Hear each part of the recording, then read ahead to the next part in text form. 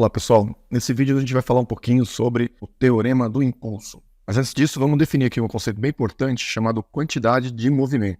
Então vamos imaginar que tem um bloquinho, um corpo qualquer, né, que tem uma massa m, que está se deslocando aqui sobre a superfície com uma velocidade v.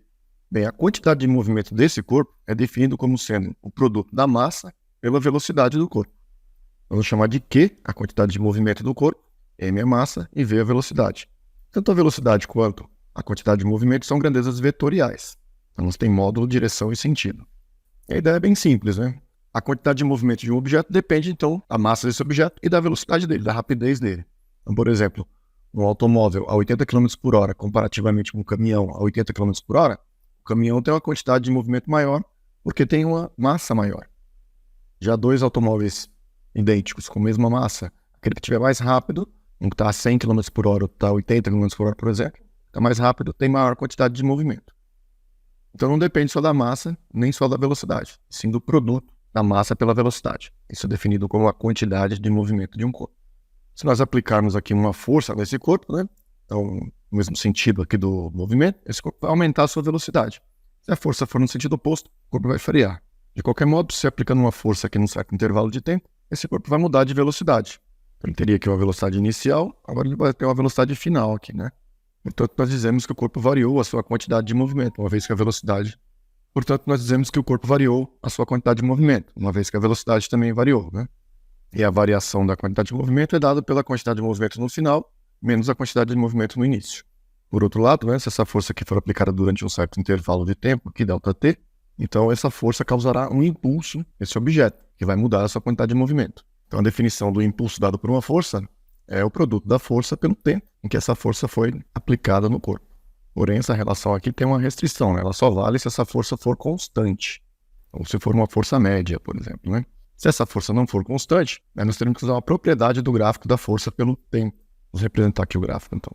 Então aqui está, a força ela varia, né? Ela aumenta no começo, ela pode até permanecer constante durante algum tempo, mas ela vai variar ao longo de todo o tempo aqui que a força foi aplicada, né? Uma força variável. Nesse caso, a propriedade que nós usamos aqui nesse gráfico é que o impulso corresponde à área, embaixo da área do gráfico até o eixo aqui. Vamos representar aqui a área. Aqui está. O impulso é numericamente igual à área do gráfico.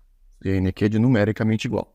Claro que a área do gráfico pode variar, né? Às vezes pode aparecer um triângulo aqui, ou um retângulo, um trapézio, nesse caso aqui, desse exemplo, né? Essa área pode variar. Pode ser uma área que está abaixo do eixo do tempo também. Nesse caso seríamos, então, um impulso negativo, né? Mas, de qualquer modo, a propriedade é essa. O impulso corresponde à área do gráfico da força pelo tempo. E essa expressão aqui, ela vale sempre, né? A propriedade do gráfico. Tanto faz se a força é constante ou não. Bem, o que linka esses dois conceitos, né, de quantidade de movimento e de impulso, é exatamente o teorema do impulso. Então, o que diz o teorema do impulso? Diz simplesmente que o impulso corresponde à variação da quantidade de movimento.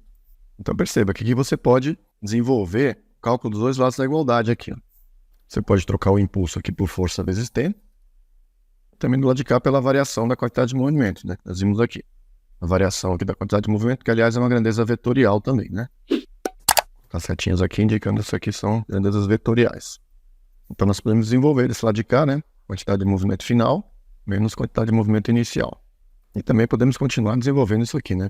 A quantidade de movimento no final será a massa vezes a velocidade final. E a quantidade de movimento inicial é a massa do corpo vezes a velocidade inicial. Do lado de cá da igualdade, do lado esquerdo da igualdade, você pode trocar aqui tanto por essa relação aqui, quando a força é constante, ou então pela área do gráfico, né? Nós podemos ainda colocar aqui a massa em evidência, olha só. Nós teremos aqui, ó, a velocidade final menos a velocidade inicial. Lembrando que isso aqui é a variação da velocidade, né? Então é o ΔV. Ou seja, dependendo dos dados do exercício que você estiver resolvendo, você pode trocar por qualquer uma dessas variáveis aqui, né? Importante lembrar que o impulso corresponde à variação da quantidade de movimento, né? O impulso pode ser calculado pela força vezes o tempo, se a força for constante, ou pela área do gráfico, caso a força seja variável.